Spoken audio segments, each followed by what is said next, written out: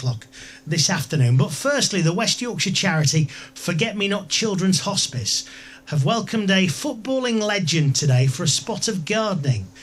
Former Premier League goalkeeper, famous for penalty saves, saved one from Gary Lineker in an FA Cup final. The only goalkeeper ever to save a penalty from Matt Le Tissier. Mark Crossley has been helping out in the charity's new sensory garden. And I'm delighted to say Mark is with us this afternoon. Good afternoon, Mark. Good afternoon. Good afternoon. Thanks for coming on. How did you get involved with the Forget Me Not Hospice, Mark?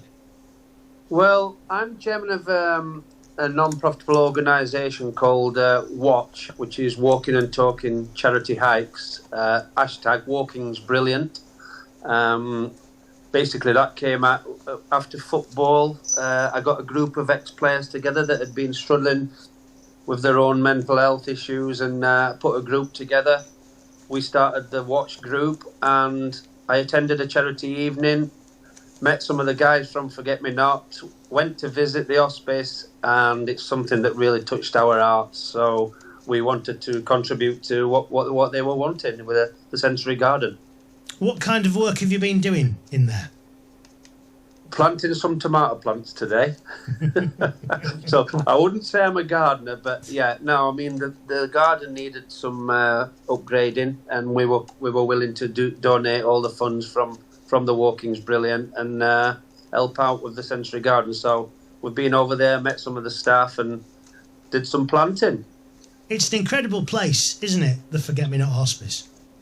It's unbelievable. I mean, the first time I went to visit, it was, I couldn't even go in the place because I didn't know what to expect, I have to be honest. And it absolutely blew me away.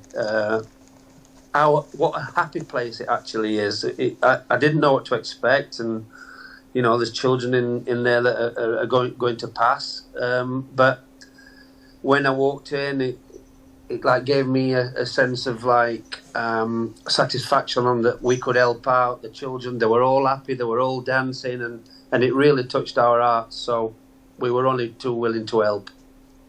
And it's pretty local. I know you're not West Yorkshire, Mark, but you're Barnsley way, aren't you still? I am Barnsley way, yeah. Like I say, it was a charity event in Huddersfield that I attended, and I met some of the ladies at the charity event, and we got talking, and that's how it came about.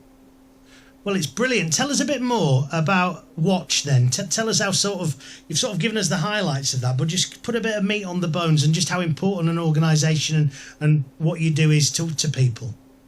Yeah, well, we're a group of ex-footballers that were quite open about our problems after football, not having structure and planning, and because football's kind of very regimental and it kind of trains the brain. I had 33 years in the game without a break, and when I came out of it, although I was ready for the break, I didn't know what was around the corner. So, and I know there were lots of other players like that as well, so I decided to contact them. We wanted to use the power of social media to get the word out there, how important exercise and talking if you're struggling. We've been going 3 years now, and it's just gone from strength to strength. And using the power of social media to do videos and get people out walking and exercising, and it's just the response that we've had is phenomenal, really. There's a lot of people involved in this, isn't it? I mean, it's, as you say, it's a real, to use a football analogy, a real team effort. It is a team effort because I think we were lucky enough to be professional footballers and we wanted to give a little bit back, but we didn't realise that it was going to grow to this extent, which it has. So we did, the long-term ambition was to do Kilimanjaro, but then the pandemic came. So we did coast to coast, we raised quite a lot of money, and then we did the Three Peaks last year. We've just had a big football match at Doncaster Rovers, Walking's Brilliant versus Harry's Heroes, which raised a lot of funding as well. So we've made 20 donations now to all kinds of things linked to mental health. Like today, for instance, was you don't realise how many people it affects when children are not very well, and brothers and sisters and parents, grandparents. It's just a ongoing thing. So it's all linked to mental health. We don't give money away. We only buy materialistic things for people. So, and as I say, 20 donations have been made so far and £250,000 raised. I was looking at your sort of socials as well, and things like the golf day, and you look at the people who are involved in that. Doncaster Golf Club next month, 11th of July.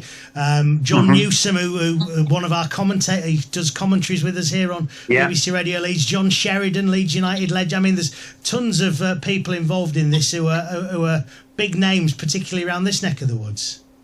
Well, we like our golf as footballers, most do, and it's just great that such as John Sheridan, John Newsom, they've seen what we're actually doing, and they're more than willing to help out and get involved. So credit to them, because without them we couldn't do it.